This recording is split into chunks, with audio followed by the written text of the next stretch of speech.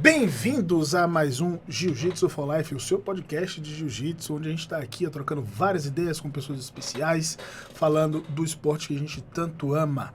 Hoje a gente está aqui no mais um episódio, eu, Lael Rodrigues, e o Dr. Matheus Silveira. Dr. Matheus Silveira, bem-vindo aí.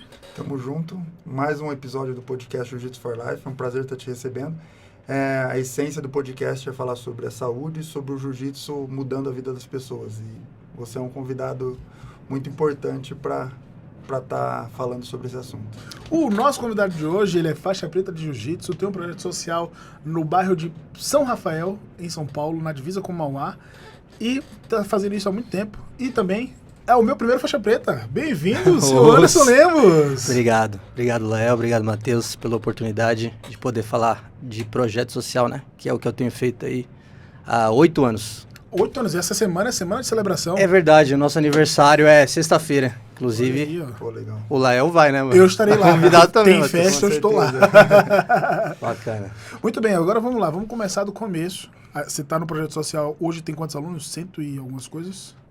Olha, a última checagem que eu fiz tinha por volta de 150. 150, só de 150, jiu-jitsu, fora isso. o que o projeto tem capoeira, tem balé, Tem outras Muay Thai coisas, também. Muay Thai. É um projeto social grande que fica lá no bairro de São Rafael. Mas Isso. antes de chegar nesse ponto, vamos começar do começo. Como é que você conheceu o jiu-jitsu? Como é que você chegou na arte marcial nesse esporte? Mano, pra ser sincero, eu comecei da época de criança, assistindo filme de Kung Fu. É o Dragão Guerreiro. Da Bandeirantes. Da Bandeirantes, da década de 90 aí, filmes de Kung Fu. Aí, sempre, da época de infância, sempre falei assim, putz, tem que fazer uma arte marcial, né? Mas também, infância pobre e sempre tem um custo para se fazer, né? E na época, eu não sei se vocês estão por dentro, nessa época aí da década de 90, nada era acessível. Karatê era caro. Eu sei como é que é. A capoeira talvez, não, a capoeira talvez era um ponto, mas ainda assim a capoeira não me interessei no começo, a princípio. Mas tinha outras Você coisas. Você só queria o que era caro, né? De graça. Não. O que tem kimono é caro. Montou kimono é caro. Eu queria Kung Fu, queria jogar lança. Cara, e falando de Kung Fu, assim, ó, vai minha Netflix, minha mulher fica louca, porque quando ela coloca no Matheus lá, só tem filme de luta. Geralmente é de Kung Fu, pô, eu assisto todos. Então. Então, mas adiantando um pouquinho esse processo aí, e acontece que eu sempre fiquei nessa enrolação aí, casei e tal.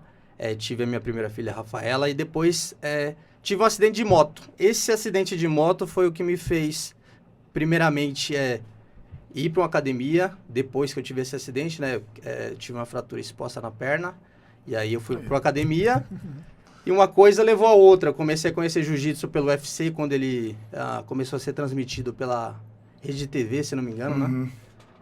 E aí eu me interessei pelo jiu-jitsu basicamente porque eu via os caras apanhar bastante e no final da luta virar. Eu achava aquilo ali incrível. Eu falava, mano, como o cara consegue apanhar?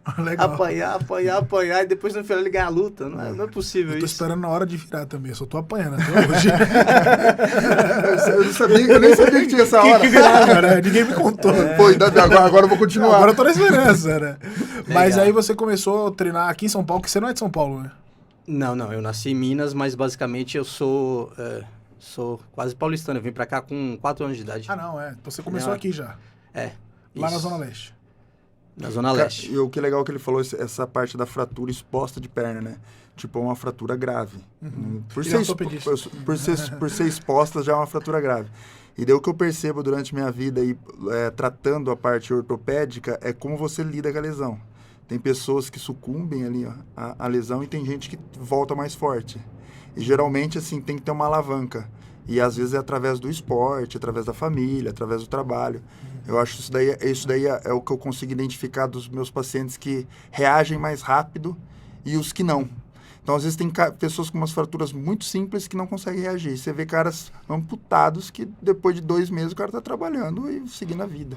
Então isso é muito legal. O esporte acho que é essencial para isso. Mas você fazia outros esportes antes? Não. Basicamente jogava bola na rua quando era moleque o dia inteiro. Mas não como, assim, esporte, né? Mais não. atividade ali, lúdica. Isso, nada direcionado, mais entretenimento. Você tinha quantos anos quando você fraturou? 23 anos. E você já era pai? Era pai já. Tá. Fui pai com 20 anos. Desde então nunca parou mais o jiu-jitsu? Depois começou? Não. Não é engraçado que eu me identifiquei muito com o jiu-jitsu. Não parei.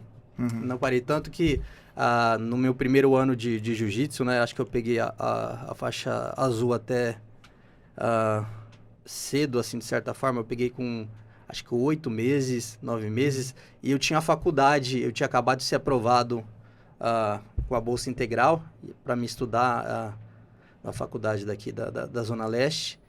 E eu não queria parar o jiu-jitsu. Então, no começo, no primeiro semestre, inclusive, eu teve uma matéria que eu não consegui passar. Eu fiquei com a substitutiva porque eu faltava para ir no treino de jiu-jitsu. E tá aí até hoje, né? Mano, E quando foi que surgiu a ideia do projeto social? Você já estava na faixa azul, mais ou menos? Seguindo essa cronologia, eu era faixa azul, e aí, só para ter uma ideia, conciliando faculdade e treino, o primeiro semestre, inclusive, eu faltei algumas vezes, mas depois eu me consertei, né? Mas descobri que na faculdade tinha projeto esportivo também, e comecei a treinar na faculdade também. Era faculdade do que é? Desenho industrial era Tá. o que eu cursava, mas eu tinha uma relação com o pessoal da educação física. Sim. E acompanhava a monitoria que eles faziam. Ah, legal. E aí eu treinava, inclusive com judoca, né? Treinei jiu-jitsu com judoca na faculdade. Vê se pode, na faixa azul. Bem, mas a vida passou, a vida seguiu. E assim, eu sou pertencente a uma igreja e a gente tem nossa realidade da comunidade lá, como eu falei, o esporte, isso eu comecei em 2012, né? Então, esporte, principalmente jiu-jitsu, ainda era caro, pelo que eu me lembro, né? Um kimono era, na época, R$200, mas R$200 era tipo um quarto era de salário grana, mínimo. Era muita grana. É um quarto de salário mínimo, mais ou menos, se eu não Hoje me não é engano. muito diferente. Então. Hoje o kimono é 500, 600. Por aí, e era caríssimo ainda. E eu via que tinha a realidade das crianças lá, que não tinha, só tinha futebol para jogar. E aí eu falo, caramba, tipo, o que eu sei fazer para ser útil na minha comunidade? Então, eu pensei assim, putz, jiu-jitsu, eu sou faixa azul, era faixa azul, né? Mas falei, putz, para uma criança eu sei pelo menos ensinar um armlock, sei trazer elas para cá, para esse ambiente e cuidar nesse sentido, de auxiliar e de... como é que eu posso dizer? Orientar mesmo. Isso, de orientação. Ali, né? Isso. Isso é uma boa influência. E na verdade...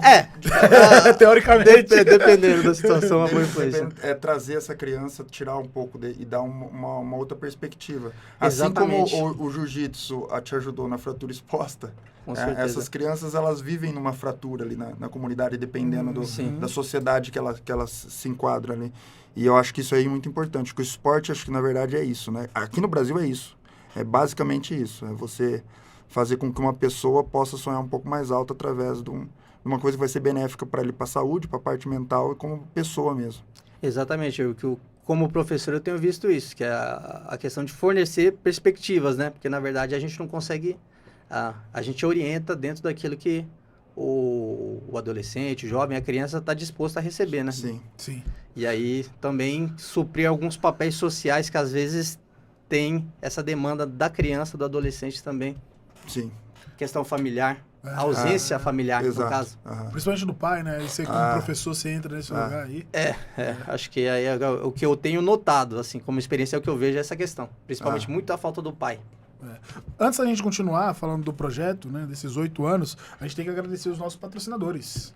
A gente tem aqui com a gente apoiando a Fluca Farmácia de Manipulação, temos a MF Suplementos e HCMC, a Clínica de Performance, que é do nosso querido Dr. Matheus. A maior clínica de performance aí do Brasil, a gente tem várias unidades em 4 estados diferentes. A minha clínica fica aqui em Moema, então ela é voltada para performance do esporte, principalmente esporte de luta. Eu faço a parte de ortopedia e também de nutrologia esportiva. Lá também tem o Anderson, nutricionista, que também é especialista em nutrição esportiva. Outro Anderson. Anderson Bacelar, que está aí na nossa equipe. E a gente procura dar uma assistência tanto da parte física como também da parte mental e para esse atleta render melhor. Tanto o atleta de alto rendimento como também o robista. E também a gente inclui aí a parte social também. Eu acompanho pessoas, atletas de algumas comunidades, por exemplo, do Márcio de Deus, que é fantástico. Soma muito para a minha vida estar ajudando esse pessoal. E com certeza eu também vou somar para a vida deles, até pensando em alto rendimento, que é um sonho para todo mundo, poucos que conseguem, principalmente vindo da onde eles estão vindo. Então, assim, eu acho que qualquer tipo de ajuda aí também é uma coisa que a gente faz por prazer, igual você começou como faixa azul fazendo isso. Isso é uma história que motiva, acho que todo mundo que está assistindo o podcast. E eu acho que esse é o princípio básico do jiu-jitsu. Do jiu-jitsu e da arte marcial. E eu acho que isso daí agrega muito também a sua vida, mas a vida da toda a comunidade, podendo transformar realmente a vida e a essência, na verdade, de cada um. Então, primeiro, parabéns pro cara. Obrigado. Que isso daí não é pra qualquer um, menino não. Bom, menino não é pra qualquer um. Formou um faixa preta, foda. Na verdade, eu tava até falando isso, eu brinco assim que é o primeiro faixa preta, mas a gente se conheceu, também tava na caminhada do projeto social. Eu sempre falei que a gente teve uma relação de amizade, a gente foi caminhando e evoluindo junto, né? Aí eu, infelizmente, tive a minha caminhada em projeto social interrompida por fatores externos, não por mim, né? Por minha vontade, eu ainda continuaria no projeto que eu tinha, mas a gente foi evoluindo, o projeto dele foi crescendo, o projeto que eu estava também foi crescendo, e a gente foi assim, não é nem um aluno, é mais um amigo mesmo, assim, um camarada. E uma coisa que a gente já conversou, a gente estava falando aqui em off, que no jiu-jitsu, o projeto social foca muito em campeonato, porque é fácil, né? Eu acho que o sonho do professor de jiu-jitsu é pegar a gente que quer treinar, que fica naquela fissura, e o cara fica focado muito na competição e esquece da parte muito importante no nome, que é o social, né? Sim, sim. E aí, assim, não é projeto de alto rendimento ou projeto de competição, é um projeto social que tem... A gente estava falando sobre isso. Alto rendimento pra vida, né? Não talvez no esporte aí, porque você saber se portar perante uma luta de jiu-jitsu é se portar com a sua vida familiar, né? Respeitar ali a sua família, respeitar a mãe, pai. Sim. Isso é muito legal. O que é que você estava falando sobre isso? O que é que você diz aí? Então, eu sei que quando se fala em projeto social, a primeira coisa que vem na mente é o alto rendimento. A gente está falando de um esporte e todo mundo quer formar grandes atletas.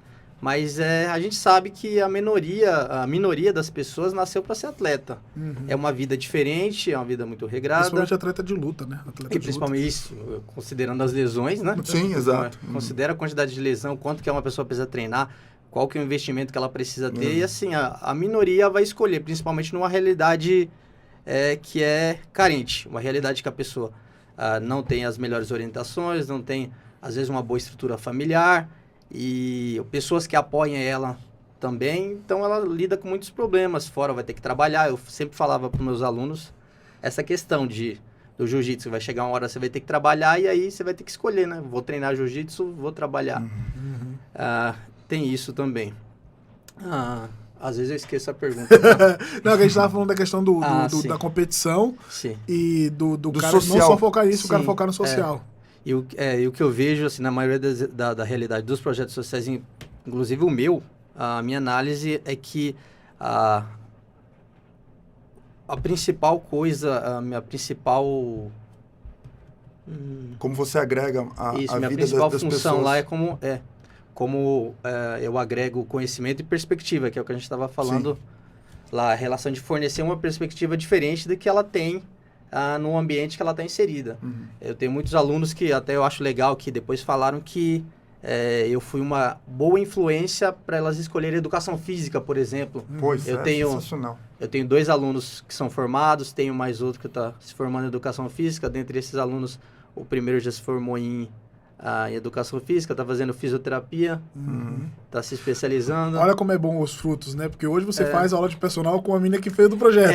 Eu tenho personal com a aluna minha. Isso é muito legal. Você foi professor, hoje você virou aluno. É muito bom. Eu me sinto muito grato. E, assim, o que eu acho mais recompensante, no meu ponto de vista, é poder ver o crescimento individual de cada aluno. Eu falei, nossa, já passou por mim, ó, tem crianças igual... Tem crianças que a gente viu dos 7 anos, agora tá com 18 anos, gigante, seguindo uma vida bacana. Com quantos anos você tem, cara? Tá bem, velho. Pô, eu tenho 37. Já falou que tinha criança com 7, estão com 30? Acho que tá roubando essa idade. Tem filho adulto aí. Tá bem demais. Valeu, não, obrigado. Assim, eu acho que isso daí rejuvenesce também, né? Você vê as pessoas crescendo do seu lado ali, o cara 7 anos, 18, 19, começou a dar aula para você. Eu acho que isso daí é impagável, né, no caso. A minha recompensa é essa, né? Eu falo que o projeto social, ele não rende frutos... financeiros, né? Financeiros, justamente. Frutos materiais, assim, eu acho que é pouquíssimo, mas sociais, de recompensa pessoal, não tem comparação. Teve uma das vezes que a gente eu fui lá visitar o projeto, a gente tava conversando que o bairro vai mudando também. E a gente tava sentado na padaria, ele é tipo o vereador do bairro. E aí passa alguém, não, já fez aula comigo em 2016, esse aí fez em 2018, parou de treinar. 150 pessoas agora, né? Imagina quanto que já passou. Você causa, na verdade, um grande impacto, né? Dando aula de jiu-jitsu. Que é uma coisa que as pessoas não imaginam que uma arte marcial pode contribuir tão positivamente. O pessoal acha que todo mundo vai sair brigando, né? Vai sair de lá brigando na rua. Mas, na verdade, é o contrário, né? Como é que você tem, durante esses 8 anos assim, de projeto com jiu-jitsu, visto essa mudança no bairro ali, que é a região chama Parque das Flores, né? Que a grande região chama São Rafael, correto? Isso. Na Rua das Rosas. Na Rua das Rosas, 111. 111. Eu sei o endereço lá. Bem, a evolução é bem positiva, principalmente com respeito aos meus alunos, né? O crescimento deles, as pessoas que passaram, que já tiveram aula comigo, a maior parte delas falam, ô professor, mesmo que não treina comigo há tipo 7 anos, começou logo no comecinho, começou a treinar, ô professor, tudo bem e tal, e aí a molecada fazendo faculdade, o bairro evoluindo também, os comércios crescendo e tudo mais. E o jiu-jitsu é assim, ele equipara todo mundo, né? Você sentou a bunda no tatame, puxou um cara um contra o outro. E é um esporte que você pode dar tudo ali na luta. Não é, por exemplo, vamos dar exemplo do Muay Thai, de outro esporte. Você não vai dar um soco na força de uma luta, num treino. No jiu-jitsu, não. No jiu-jitsu, você vai descontar tudo ali. E eu acho que isso, para a cabeça, independente da pessoa, e eu estou imaginando o projeto social em si, é muito bom, porque ela realmente fica ocupada 100% ali, fazendo força. Querendo vencer uma luta, entendeu? E é uma luta, às vezes, interna, né? Que eu acho que isso daí que o projeto social agrega à vida de cada pessoa ali. Sim, eu tenho vários exemplos, assim, eu tenho desde pessoas que... uma coisa interessante, pessoas, por exemplo, que têm aquela aversão ao contato, sabe? Sim, aversão ao contato humano. A pessoa, às vezes, não consegue apertar uma mão direito, não consegue dar um abraço. E o jiu-jitsu, já trabalhei com algumas pessoas que eram assim. E o jiu-jitsu foi ajudando a pessoa a se relacionar melhor com a outra. Porque o jiu-jitsu é esporte de contato, isso que é a parte legal. Então, a gente é obrigado a estar sempre nessas situações. E crianças, por exemplo, eu tenho alunos que têm autismo, aquele grau mais leve, mas ainda assim... Às vezes a criança não gosta de perder, fica brava, fica explosiva, e no jiu-jitsu você tá perdendo, e aí a gente vai trabalhando isso. E até na brincadeira, por exemplo, eu tenho um aluno que é muito bacana, que ele começava a dar um chiliques quando perdia. Então ele detestava perder. É clássico. Então, só que ele tem autismo, né? Então o chilique dele era bem mais... Era patológico, na verdade, no caso. Entendeu? E aí, há um tempo atrás, aí eu cheguei e falei pra ele, a gente vai fazer uma brincadeira. E é o seguinte, eu já te aviso logo de cara, você vai perder nessa brincadeira. A minha pergunta é, você quer participar da brincadeira, se divertir, sem fazer drama, ou você prefere ficar do lado de fora olhando as crianças brincar? Aí ele falou, não, professor, eu prefiro brincar. Falei, tem certeza? Tenho. E foi legal ver ele se segurando para não chorar e para não... para não xingar um amiguinho. É uma evolução, né? Não, é uma estratégia que você vai conseguindo através... Ninguém te ensinou a fazer isso. Você identificou que era o momento de você fazer empírico. Então, empírico. Muita coisa lá é empírico. Porque a gente lida com várias situações. Tem criança que é desaforada também, que chega lá sem regra nenhuma. E o jiu-jitsu, para essa parte também é legal, porque ensina essa... Como que é o nome dessa palavra? Essa disciplina. Mas às vezes eu pareço a Dilma falando. Porque eu começo a embolar as palavras. O corte vai ser aí, viu, Amanda? Não precisa cortar, não. Deixa que isso daí é a essência do jiu-jitsu. Não, então... O jiu-jitsu às vezes eu pareço a Dilma. A entrevista também é empírico, né? A gente vai fazer do jeito que for.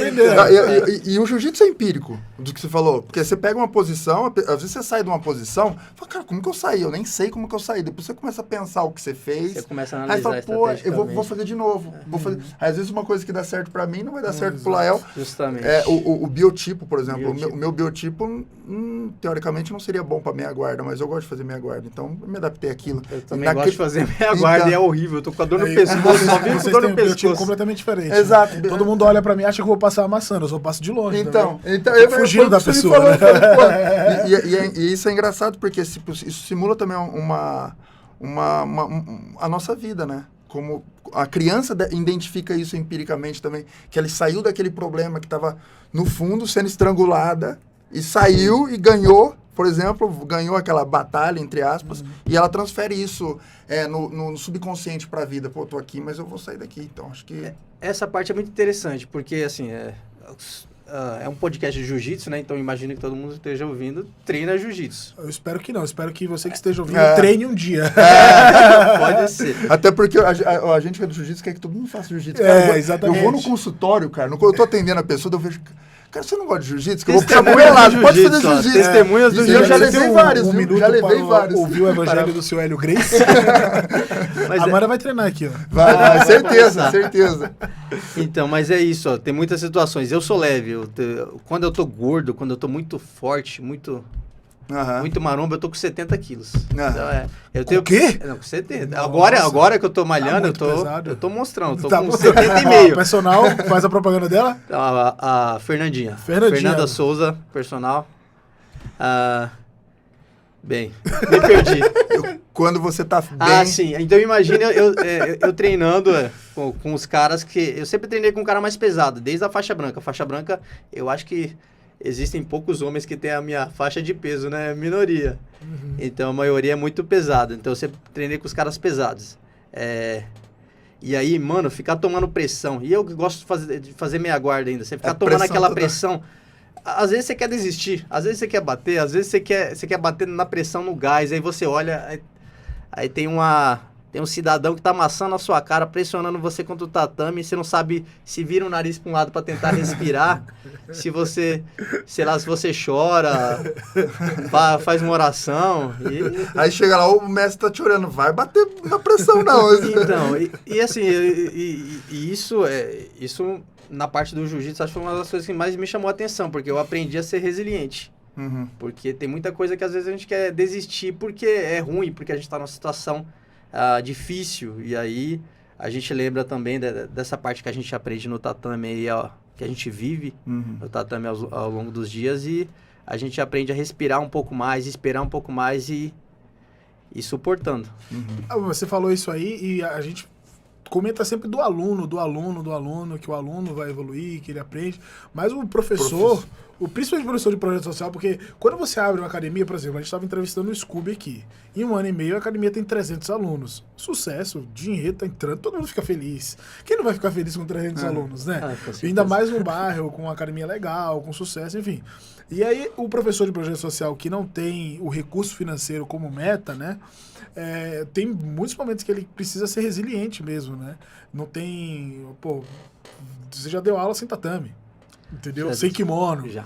E você tem que aplicar esse amasso, né, de forma diferente, você aplica na vida. Fala pra ele, não, vai, mais uma semana aí, eu acho que dá. Você vai fazendo até que as coisas começam a acontecer, a devolver. Demora, né? Quando você não tem grana envolvida, né? Justamente. Principalmente a questão que é básica para o professor, que é o sustento da família, né? A gente está falando de vidas. Você é responsável por vidas fora e dentro de casa. E no meu caso, até vale lembrar aí, no caso, quando eu saí da faculdade de desindustrial, que eu tinha concluído, me veio essa escolha. Eu ia trabalhar com projeto social e ter pouca recompensa financeira, ou ia dar uma condição melhor assim para minha família. As duas coisas são importantes no meu modo de ver.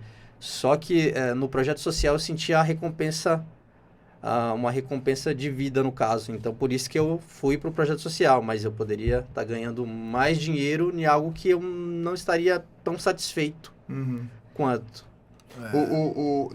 Você falou que você era ligado a uma igreja. Foi através da igreja que você foi pro projeto? Isso, eu sou ligado. Inclusive, agradecer ao pastor, né, o pastor Moser, através da ideia dele. Eu cheguei para ele e falei, ô pastor, já tinha um projeto de capoeira, ele já tinha feito, um cara visionário, ele já tinha feito um projeto de Kung Fu lá, porque a mentalidade dele era afetar a comunidade de alguma maneira. Na cabeça dele, uma igreja não pode ser um ambiente que você tenha portas abertas aos domingos e fechadas na semana para a comunidade. Então, a igreja, de verdade, é algo que serve a comunidade, sim, certo? Então, na mente dele, a igreja tinha que servir. Servir de qual forma? Através da prática esportiva. Então, vamos fazer através do esporte. E aí, ele começou com Kung Fu, inclusive, que eu não fiz aula lá. Depois veio a capoeira. E aí eu vi a oportunidade também, essa brecha de falar. Eu falei, pastor, a gente pode fazer um projeto aqui de jiu-jitsu também? E a princípio eu trabalhei 1 ano lá sem ganhar sem a recompensa, sem ganhar dinheiro, né? E você trabalhava voluntariado, isso. E você trabalhava paralelamente? Isso, trabalhava paralelamente, depois aí eu saí do meu emprego e o pastor me ofereceu... Do que você trabalhava? Né? Eu era piloto de teste Uhum. de uma concessionária. Aí... Anderson Toretto. Testava. Porra! Velozes e Furiosos, né? Saía fazendo barulho de pau. Esse aqui não capota, tá bom? Vamos capota pra vender. Tá bom. Eu espero que não tenha sido ele que testou aquele freio automático do carro. Você viu esse vídeo? Não. O cara da concessionária foi testar, o carro atropelou, não funcionou. Nossa. Tipo Tesla, né? Testar tipo... o sensor. É isso. Nossa. Não, nesse caso não fui eu, mas eu já passei perto, já testei ABS. Eu tive que testar ABS, o cliente reclamava que o carro tava tripidando muito o pedal e eu tinha que forçar, mas junto com o cliente, tinha que forçar esse pedal para ver se o ABS estava bom. Graças a Deus estava. Da aula de jiu-jitsu é mais tranquilo. Tava no risco, né? Da aula de jiu-jitsu é bem melhor. Você tava falando de um negócio interessante, que assim, a igreja, né, ela não é o Estado, entendeu? Ela também não está produzindo, a gente está numa área meio cinzenta ali, né?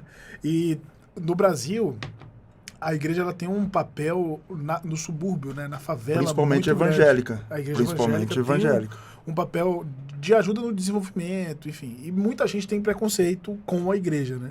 Mas umas histórias também muito turbulentas. E aí a igreja fica no coração da favela, né? Não é isso? Lá da comunidade? Justamente. Bem no coração, e aí durante a semana tem todas essas aulas, tem aula de jiu-jitsu 3 vezes a semana, fica aberto, é muito legal porque parece um clube. E o pessoal confunde com associação. Com a associação de moradores. Isso é muito legal. De atletas. Confundem. E a ideia do Jiu-Jitsu for Life é falar disso, de saúde, né? Exato. Então, a igreja, de certa forma, está trazendo lazer, está trazendo saúde para a comunidade, de forma gratuita. A pessoa só tem que ir. Tem que frequentar a igreja, tem que ir pro culto. Não, cara, vem aqui, quer só fazer aula de Jiu-Jitsu, beleza. Você não tem o crachá, você frequentou o culto, você pode entrar na aula de Jiu-Jitsu. E às vezes até o contrário, né? No caso, o cara vai pelo Jiu-Jitsu e começa a frequentar a igreja. Talvez. Que deveria, pelo menos na forma como o Brasil ainda está, né? Ser responsabilidade do Estado. Sim. Promover saúde. Aí você vai ver, tem uma pracinha legal para fazer, tem uma associação, tem um céu na região, não tem a igreja, né? Justamente. Inclusive, vale falar que há 8 anos a gente começou esse projeto porque realmente tinha uma demanda. A gente tinha, na comunidade, na periferia, a gente tem essa demanda. E aí, hoje em dia, um pouco menos, né? Porque tá surgindo mais oportunidades, bem, a favela está evoluindo de certa forma, mas ainda existe a demanda. Tanto que lá não existe uma academia de jiu-jitsu nas proximidades, 5 quilômetros, coloca 5 quilômetros de raio aí, não tem uma academia ela absorve tudo de jiu-jitsu. Então, tem o projeto, tem o nosso projeto lá. Teve outros projetos também que infelizmente não deram certo, mas... existe, o que eu quero deixar claro que existe essa demanda e a igreja atua nessa demanda, e sempre atuou, não só nisso. E eu acho que essa demanda é infinita aqui no Brasil. Sempre vai existir, entendeu? Talvez vai diminuir, mas nunca parar de existir. E eu acho que essa parte do que o Léo deixou bem claro aí, a função do Estado, igreja, essa diferença, e talvez a gente às vezes leva para um lado que você tem que identificar o que ela está fazendo para você, para sua comunidade. E tudo vai ter seu lado bom, seu lado que você não vai concordar, e tudo faz parte, né? Agora, assim, você está contando uma história que você muda a vida de 150 pessoas hoje, você está mudando, mexendo com a vida, não vamos dizer mudando, você está mexendo, porque você vai ser uma válvula, uma peça ali que pode desencadear um sucesso na vida da pessoa, tanto da parte familiar, espiritual, da parte profissional. E a gente tem que entender que a arte marcial, ela tem origem nessa mudança aí de conceito, de lifestyle. E o jiu-jitsu também. Então, é muito importante a gente falar sobre saúde, a saúde técnica da parte médica, de uma fratura, de uma lesão, ou da parte nutricional, do desempenho do atleta de alto rendimento.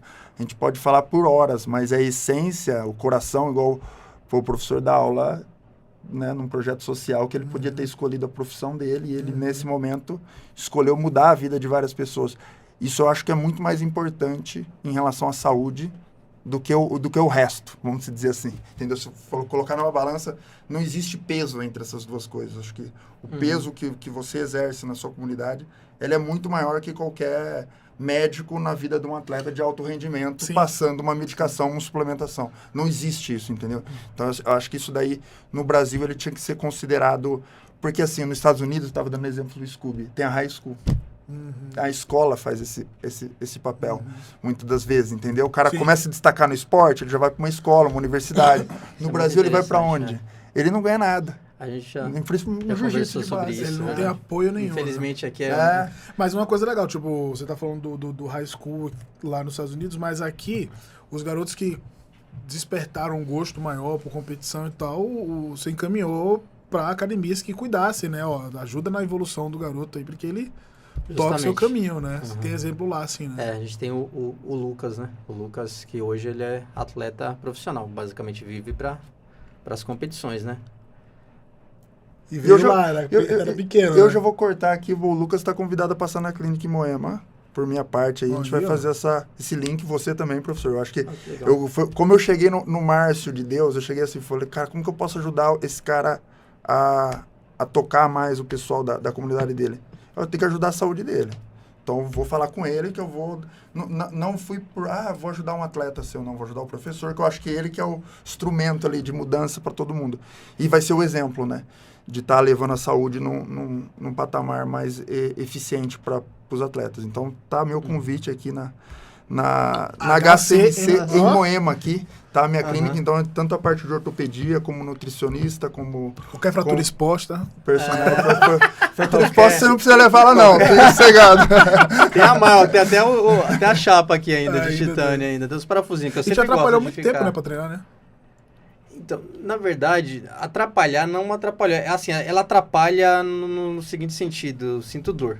Então, dor é... Às vezes, por exemplo, a gente tá rolando, vai canela com canela, dá aquela machucada que eu tenho que parar na hora, dá aquele choque. A placa na tíbia, a tíbia é uma tábua de osso, é pele e osso. Então, a placa fica saliente. Por isso que depende de cada tipo de fratura. Por exemplo, o Anderson Silva é uma haste intramedular, então a haste está dentro do cano da tíbia. Então, tipo, ele voltou, isso aí não vai incomodar, a tendência é não incomodar. Incomoda é onde a haste entra, que é no joelho, não a fratura em si. A da placa da tíbia não, porque daí a placa fica saliente. Meus parafusos são expostos, inclusive se colocar, minha pele é fina, né, porque eu sou magrela, dá pra ver até o encaixezinho do parafuso. Você não tava mostrando? Pô, você tem 30 quilos aí, o cara demorou... Vou deixar ele mostrar. Demorou 7 anos pra subir 4 quilos.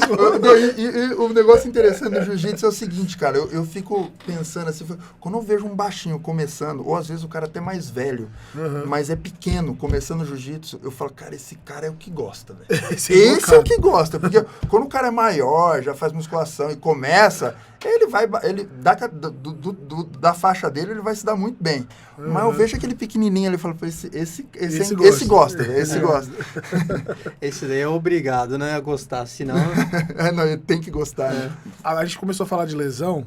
Tem uma história engraçada tua que quando tu pegou a faixa preta, você teve uma lesão no joelho, não foi? Foi o que eu tinha comentado antes. O LCA e o medial é qual? Colateral medial. Colateral medial. Então eu rompi os dois em uma tacada só. Esse daí é a lesão mais grave do LCA. Quando o LCA puro... Você nem operou? Ué? Você nem operou? Então, eu tava comentando, não operei porque a minha recuperação foi muito boa no meu critério. No meu critério. O médico, né, que não precisava. Eu tinha recomendação cirúrgica, mas assim, na conversa, durante a fisioterapia, eu não queria ter um processo... Para parar. E outra, eu não sou não sou CLT, então eu precisava estar trabalhando para recebendo. Essa é uma conversa interessante, assim, no Brasil, como que funciona mais ou menos, né? Essa ideia de lesionar, ter que operar, indicação absoluta, indicação relativa que a gente fala.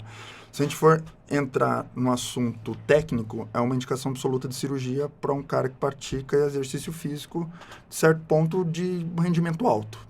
Professor precisa estar ali sempre na batalha. Mas no Brasil a gente tem que entender que existe o tipo de material que é usado, como você vai fazer a cirurgia, por qual veículo, quanto tempo vai demorar para você estar operando e como vai ser sua reabilitação.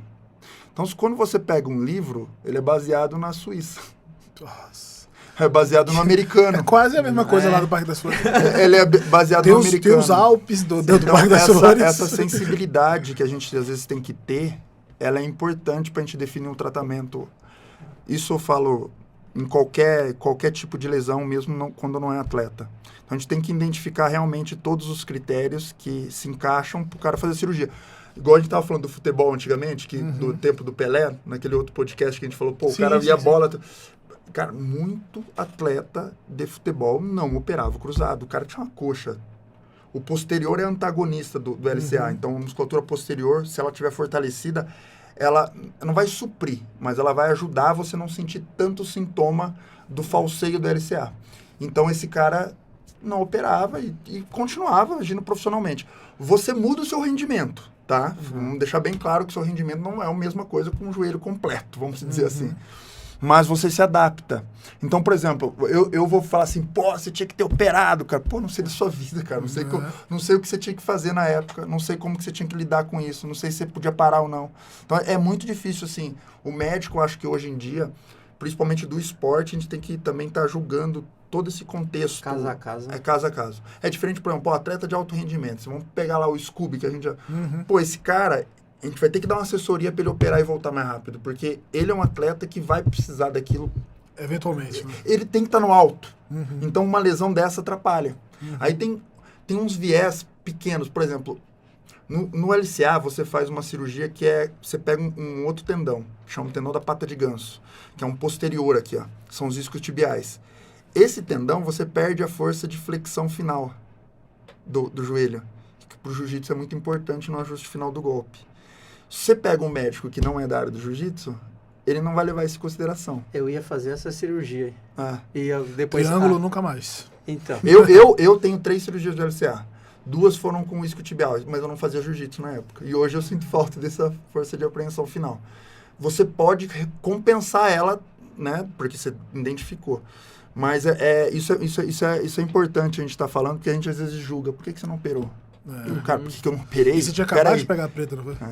Foi um acidente, não foi? Sim, foi um acidente. Dando acidente. aula e tal. Tá. Vale contar o caso? Estava dando aula claro. com uma querida aluna minha. Isso não fala... eu gosto dela mesmo, a Neuza, né? Neuzão, o apelido dela. Querida Neuzão. Aluna, de boa. Só que ela tem mais ou menos, acho que 1,65, mais ou menos, só que 90 quilos. Forte. Forte. E aí eu fiz, não sei porquê, deu na minha mente que ia entrar uma single leg nela. Eu entrei a single leg, peguei a perna dela e o que ela me faz? Ela resolveu dar um tiro de guarda. Que ela nunca fez na vida. Ela nunca tinha feito um tiro de guarda. Quando ela deu esse tiro de guarda, ela não foi um tiro médio, em vez dela pular na minha cintura, ela pulou no meu joelho. E aí minha perna tava fixa, o joelho da frente. E aí eu senti estralar tudo. Lembro até agora. Aí depois eu falei, putz, eu tive alguma coisa grave aí, não foi normal esse negócio não. Eu pedi pra parar, né? Aí terminei a aula e tal, imobilizei. Quando cheguei lá no final, falei, deixa eu pesquisar aqui no Santo Google, ortopedista. Google ortopedista. Falei, teste de ligamento. Fui lá, teste de ligamento. Eu fiz aquele teste, como que é? O teste de valgo? Valgo. Isso. Eu valgo forcei... é pra testar o ligamento medial, então, colateral medial. Eu juro que eu forcei a minha perna assim, ela parecia uma borracha. Na hora eu quase chorei. Eu falei, meu Deus, não nunca mais vou treinar jiu-jitsu, mas é sério. Eu lembro disso aí, cara. Minha perna parecia uma borracha. Eu falei, isso não é possível. Como? Aí eu testei a outra. Falei, não. E foi assim, foi meio traumatizante. Foi o diagnóstico. A ressonância dele. A ressonância dele. Pro pessoal que tá assistindo, o doutor tava falando aqui da questão de você, casos e casos, mas não é caso de você se automedicar, não. Você fez tratamento, fala aí, você foi lá na Santa Casa, várias semanas. Sim, inclusive, depois desse do trauma em si, né, que eu tive, desse rompimento de ligamento, não trauma psicológico, tá? O trauma psicológico passou. Mas voltou a dar aula e tudo, né? Eu voltei a treinar com a Neuza. Eu treinei com a Neuza. Olha aí, ó. Que ela voltou a treinar. Que história né? Ela de não vale pular na guarda. Que história de superação. História boa, essa é a superação verdadeira. Pelo amor de Deus. Me perdi de novo. Não, você falou assim, fora o trauma que você estava tratando na Santa Casa. Você foi na Santa Casa. Que isso, não. Pra conseguir o tratamento, vale lembrar quem é atleta e não tem um plano de saúde, eu acho que precisa repensar aí, porque eu necessitei de me tratar pelo SUS. Se eu for contar o processo aqui, o processo é frustrante, deixa você indignado, deixa você com raiva, porque é um absurdo. Você vai, por exemplo, eu tive que seguir o recomendado. Fui no hospital, aí no hospital eles não faziam ressonância, não faziam ultrassom. Hospital de trauma geralmente não faz, na hora do trauma, né? Isso não, mas era um hospital geral. Ah, tá. Hospital geral. Fui no hospital e aí o médico falou que possivelmente poderia ser o rompimento, mas lá eles não tratavam isso, lá eles não operavam, lá eles não faziam esse tipo de coisa. Então ele falou pra mim ir pra UPA? Pro UBS. Posto de saúde, isso, pra UBS e conseguiu encaminhamento. A UBS foi pior, foi mais ou menos um mês de sofrimento. Eu não consegui... Fisioterapia, não consegui nada. E isso insistindo muito. Insistindo assim, indo direto, procurando alguém que conhecia alguém que falasse. Sim. Foi horrível. Aí até que eu me indignei e falei assim, não, vou pagar uma ressonância. Sim, para identificar qual lesão e aí eu consigo... Paguei uma ressonância. Com essa ressonância veio o diagnóstico que eu tinha rompido... O LCA e o colateral. Isso, o LCA. Cruzado anterior e o colateral medial. Isso. E aí eu tentei ir nos hospitais com esse exame, porque eu sabia que lá não fazia. Aí fui nos hospitais próprios para ortopedia e nenhum deles eu consegui esse atendimento porque... o doutor deve conhecer o caso de eletivo, cirurgia eletiva. O princípio existe um princípio da equidade no SUS. Então, o SUS tem uma rota que o paciente tem que seguir. Vamos supor, se ele chega no hospital com um ligamento cruzado rompido e eu ponho ele para cirurgia, eu estou cortando a rota natural. Então, estou passando, teoricamente, você na frente dos outros. Na teoria, essa rota ela é perfeita. Na prática, ela é... É uma confusão, né? Além de ser confusão, porque o paciente não entende, porque é difícil realmente de entender, se for colocar o que ele precisa fazer. Só que o tempo é muito demorado por causa da fila. E também por causa, das vezes, de triagem errada. Gente que está numa fila, mas era para estar na outra ou nem está lá. E acho que o pior de tudo é a falta de orientação. Exatamente. A gente e fica tem muito desorientado. médico que não sabe qual que é a rota certa. Entendeu? Até porque ela pode variar até de município para município. Entendeu? Então, é uma coisa que eu trabalho hoje no Hospital do SUS e trabalhei muito no Hospital do SUS. Na verdade, a minha essência é a ortopedia, reconstrução, alongamento ósseo. Então, cuidar das fraturas mais graves. Os pacientes mais demoram para chegar, tem mais demora no atendimento também e o tratamento é muito longo. Aí você vai pegar o livro da Suíça.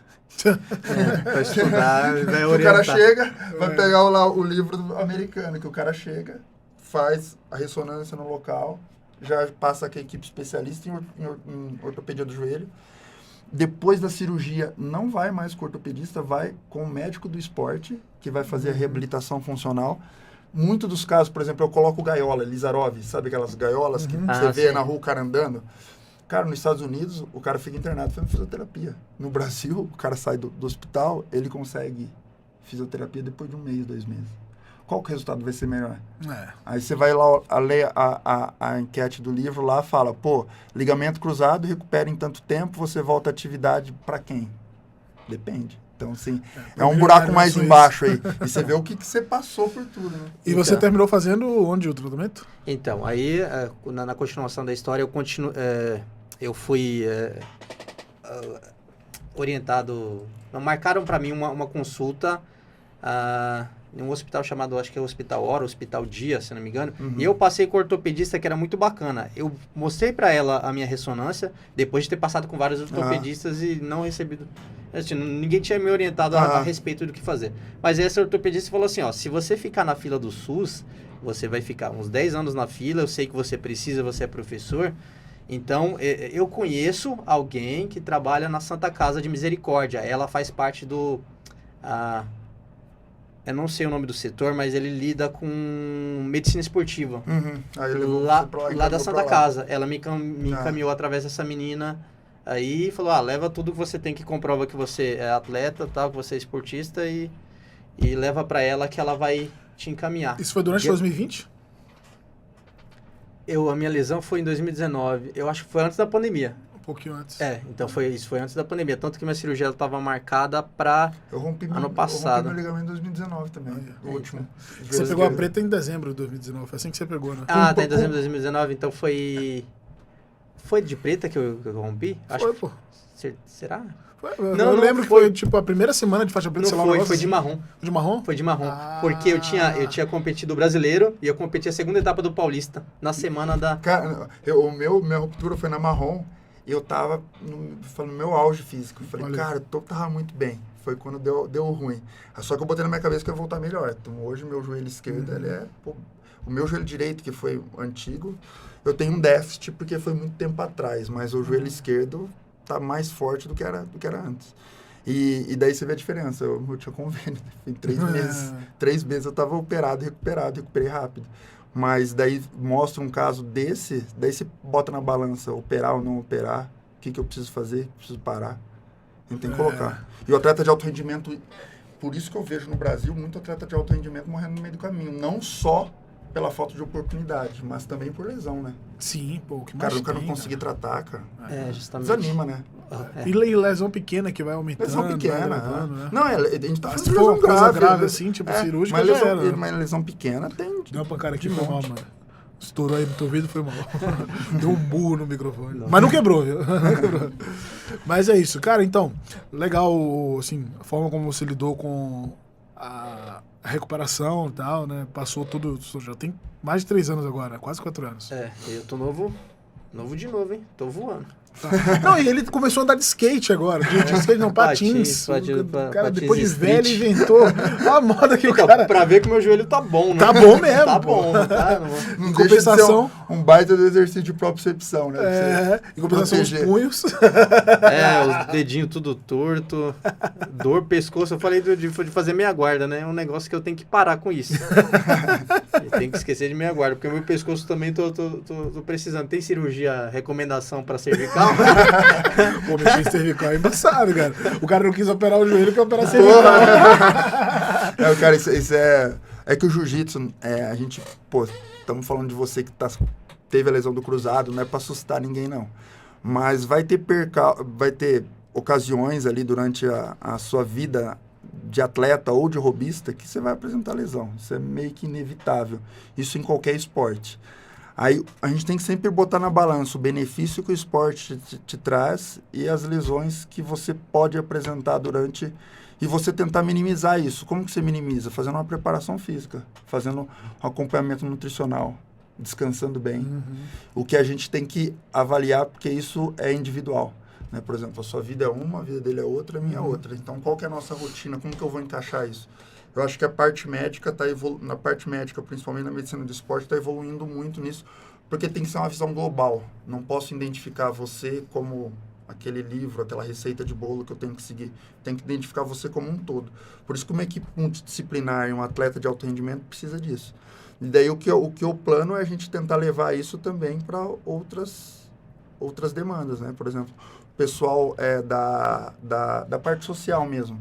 Se eu mostrar o caminho para ele, como que é uma boa dieta, como que é uma boa preparação, ele vai levar isso de uma maneira indireta, talvez não profissional, mas como exemplo. Eu acho que esse é o papel também dos profissionais que estão ao redor aí. Às vezes a gente se limita a fazer pelo dinheiro, né? E eu acho que isso daí é o que você nunca fez. E isso eu também tenho como exemplo quando eu me aproximo de uma pessoa igual você, assim. Acho que o Lael também, também foi de projeto social. Eu acho que isso daí não tem preço. E eu acho que isso daí, secundariamente, é a função de qualquer médico que lida com esporte no Brasil, tá? Você falou uma coisa muito importante que a gente sempre comenta, que o professor de jiu-jitsu de um projeto social, ele não pode ser um carrasco, né? Que os caras normalmente se colocam nessa. Não, eu vou lá pra você duro com os moleques, tem que botar os moleques na disciplina, não sei o que. Eu disse, cara, não, você é uma referência, pô. Os caras vão olhar pra você, você tem que ser realmente luz. Ah, o que é que eu faço pra ser referência? Vive direito. Só não pisa na bola, velho. Não faz merda, entendeu? Não faz nenhuma maluquice, entendeu? Porque realmente o cara vai olhar o garoto é carente de referência masculina. Entendeu? Chega lá e toma uma tacada, Pô, né? o garoto que mora numa comunidade, o garoto que mora numa favela, ele não tem, geralmente, né, não é regra, mas ele não tem um pai presente, não tem tio, às vezes assim, ou tem, mas não é lá aquela ponta firme. Aí ele tem só a referência feminina, que são referências fortes, né? Referências legais. E aí o garoto entra no tatame e ele vê no professor o herói, né? Sim. A tua responsa aí, mano.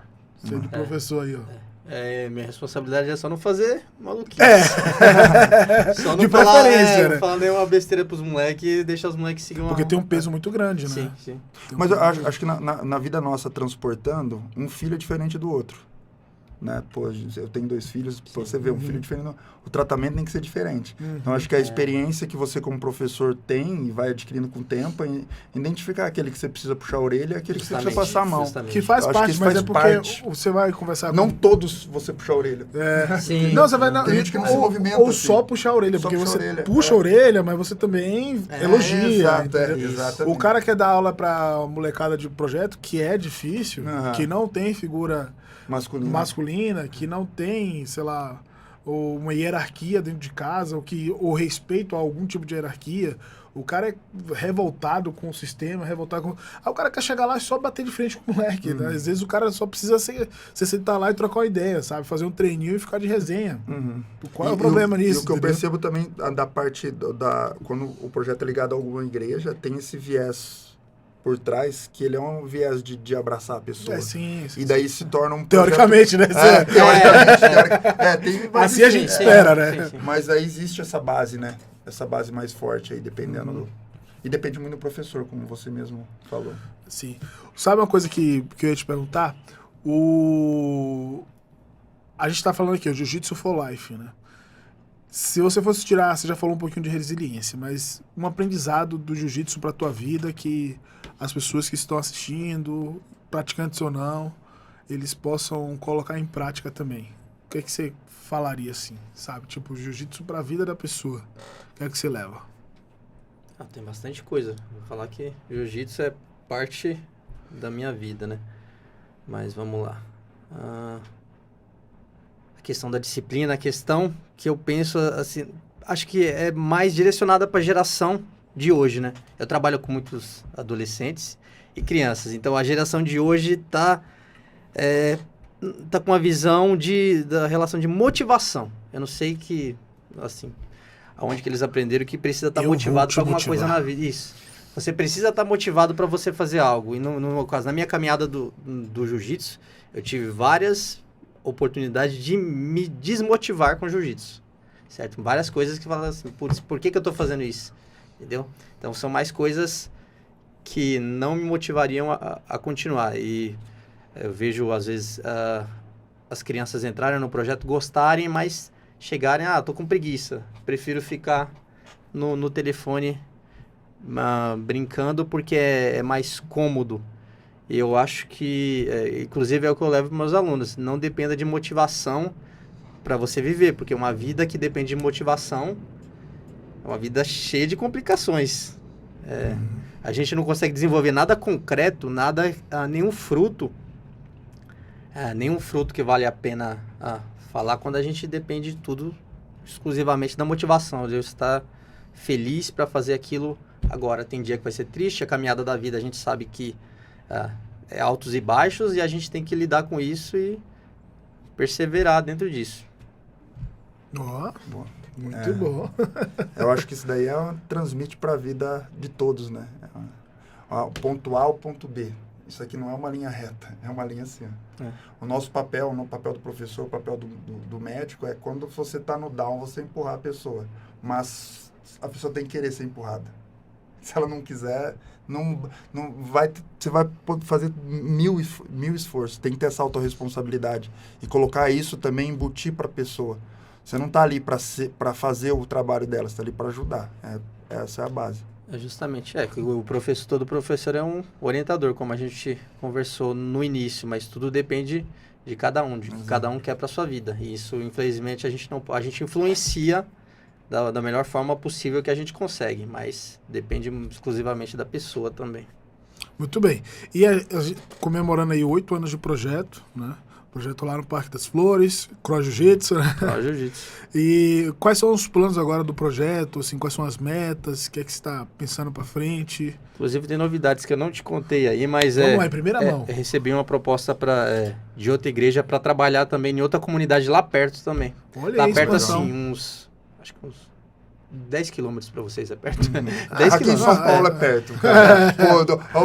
Eu morava no Paraná, 4 quadras já deixava longe. Aqui 4 quadras eu não vou nem na padaria. É mais ou menos uns 10 quilômetros. Eu recebi essa outra proposta também em outra igreja para intercalar. E agora ficar segundas, quartas e sextas em um ambiente, terças e quintas no outro, exclusivamente com aula. Então vamos ampliar o... Olha aí, cara, só progresso, cara. Ampliar o projeto. Isso é bacana, porque... viver a semana inteira dando aula, que é a parte... E tá recebendo também a primeira visita agora internacional exclusiva de jiu-jitsu, assim, porque vocês já tinham recebido antes, né, mas o pessoal vinha para ajudar na igreja como um todo, né? Quiser contar um pouquinho sobre? A respeito, inclusive, né, o pastor que conheceu o projeto através de um documentário... Não é, cara? Como é que o jiu-jitsu é muito doido, né? Foi o Saints of Cracolândia? Os The Saints of The Cracolândia. Saints. Crackland. Ó, você já assistiu isso aí? Não assisti. Esse é bom, hein? Então, documentário feito lá com o Everton, né? Isso. Inclusive, e aí o pastor Jeremy, né? Isso. Do Wisconsin. Mano, longe pra caramba. É longe... Que doideira, quem mora nos Estados Unidos, tipo, quem mora... Já acha longe. Imagina a gente, velho. Não é muito longe. Acho que, imagina, deve ser proporcionalmente como se eu tivesse do Rio Grande do Sul ao Amazonas, mais ou menos. Vamos dizer lá dentro dos Estados Unidos. Imagina aqui, né? Então, aí esse pastor viu esse documentário exclusivamente de jiu-jitsu, quis saber, né, como que fazia, entrou em contato com o Lael, né? E veio pra cá também, na maluquice. Um ano atrás, né? Veio um ano atrás pra cá, pra conhecer o projeto aqui, né? Depois de conversar com você. Se hospedou na casa do pastor, o pastor não conhecia ele. Ele não fala português? Ele não fala português, eu não falo inglês. Meu inglês é tipo o Joel Santana. E olha lá, o Joel Santana é meu ídolo. Mano, foi cada information que eu mandei. Mas, e o cara é faixa azul, né? O pastor é faixa azul. Ele é faixa azul. E ele queria conhecer o projeto pra levar para lá alguma coisa semelhante, não na questão social, mas acho que alguma coisa semelhante lá. E ele tá voltando agora, ele passou aqui, foram 3 dias, foram? Uma coisa assim, 5 dias por aí. Passou 3 dias e agora ele tá voltando com mais outro pessoal para conhecer esse projeto.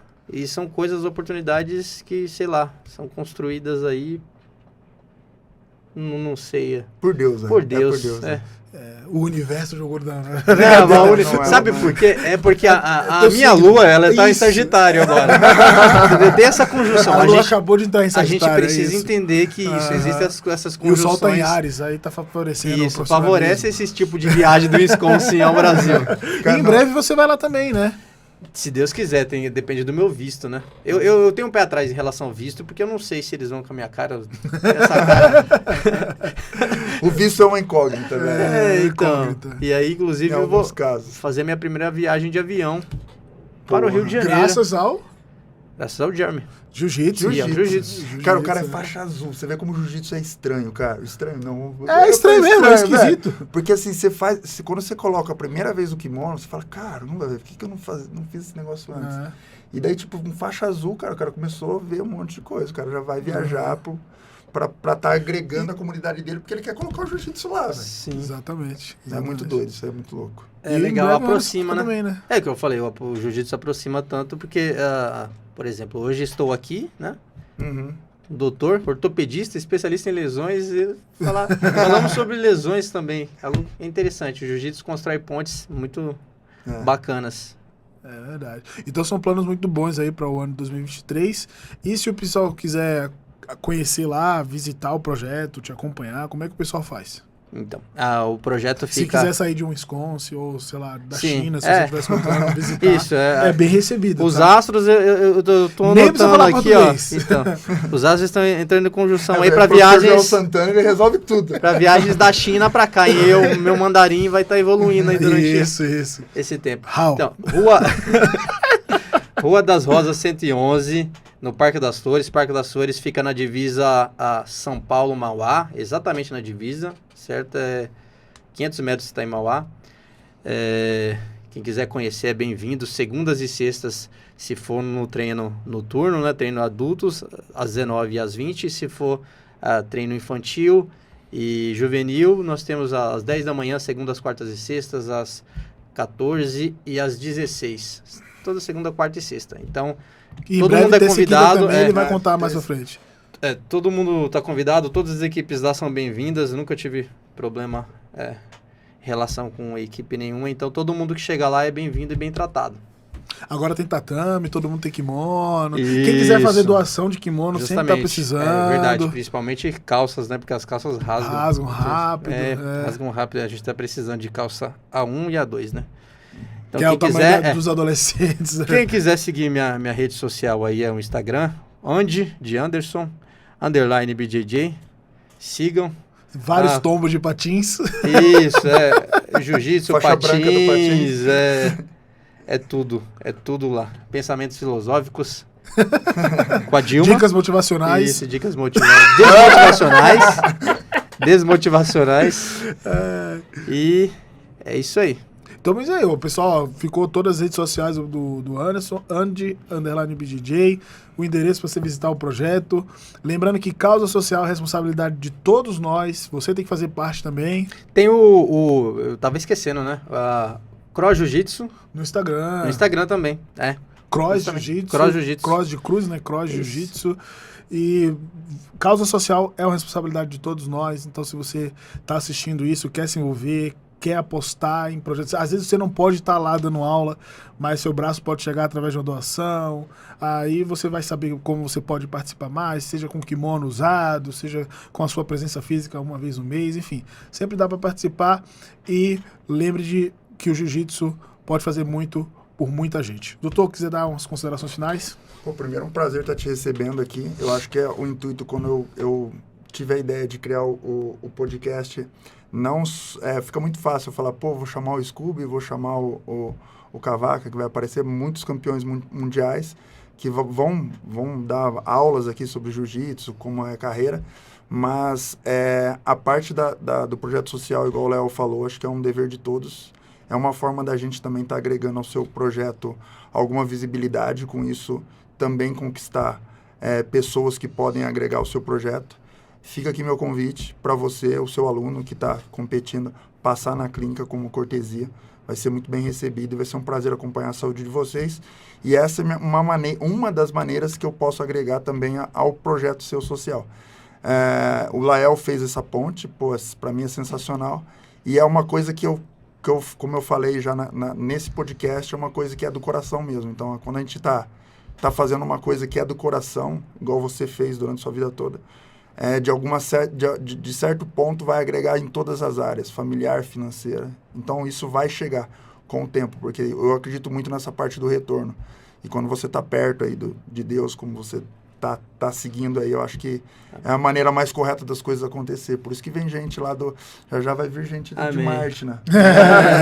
Vai ser internacional. Vai ser loucura que vai vir o pessoal de Orlando também. 28 pessoas. São 28 no que total. Conheceram 28 gringos. Projeto nessa loucura. Isso, velho. É um negócio doido. Né? No lugar que você não viu o Parque das Flores, mas se você conhecer o Parque das Flores, você vai falar, o que esse pessoal tá fazendo aqui? Não, mas como eu vou conhecer. Sexta-feira no aniversário, ó. Vai? Faixa preta, tem que ir lá, chegar lá, tem show todo de mundo. bola.